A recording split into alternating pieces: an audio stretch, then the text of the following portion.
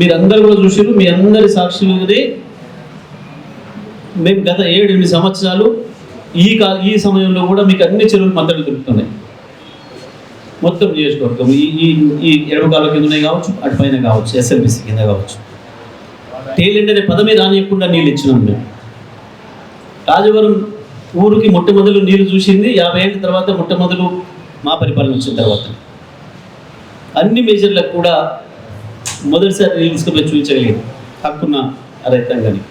కానీ దురదృష్టవశాత్తు ఇవాళ మళ్ళీ 10 రోజులు తీసుకొచ్చిండ్రు ఈ కాంగ్రెస్ నాయకులు.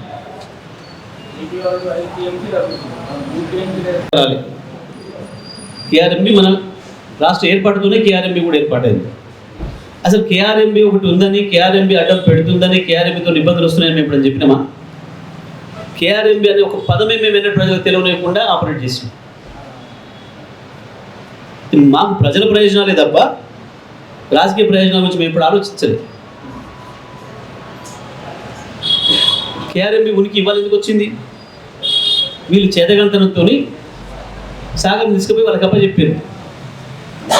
మీరందరూ చూసారు. ఎప్పుడు అవసరం ఉందనుకుంటే అప్పుడు నీళ్ళు వదిలినాం మేము. ఒక దశలో కాలువ బంద్ అయిన తర్వాత కూడా రాజవరం రైతులు కావచ్చు, ఇటు పైన ఉన్న చిన్న లిఫ్ట్ కింద ఉన్న రైతులు కావచ్చు, మాకు ఇంకొక 10 రోజులు నీళ్ళు వస్తే, 15 రోజులు నీళ్ళు వస్తే మా పొలాలు బతుకుతాయి సార్ అంటే కేవలం 300-400 ఎకరాల కొరకు కూడా తుమ్ము తీసి తెప్పించినారు. ఉంటాయి కేఆర్ఎంబీలు, జిఆర్ఎంబీలు అన్నీ ఉంటాయి. కానీ మనకు మనసు ఉంటే, మనకు చేయాలని తపన ఉంటే, మన రైతులు మనం కాపాడుకోవాలని అనుకుంటే సాధ్యమైపోతుంది. ఇదే కాలంలో ఇదే పద్ధతిలో నీళ్ళు పోతుంటే తీసి రైతులకు ఇచ్చింది నిజం కాదా? మీ అందరి సాక్షిగా ఇవాళ అదే చేసి ఉంటే, నెల క్రితం కనుక చేసి ఉంటే, ఇదే ఉత్తమ్ కుమార్ రెడ్డి, ఇదే వెంకటరెడ్డి 8 లక్షల ఎకరాలు నష్టపోయేది కాదు కదా రైతాంగం. ఎన్ని వందల కోట్ల రూపాయలు నష్టపోయిన వాళ్ళ రైతాంగం.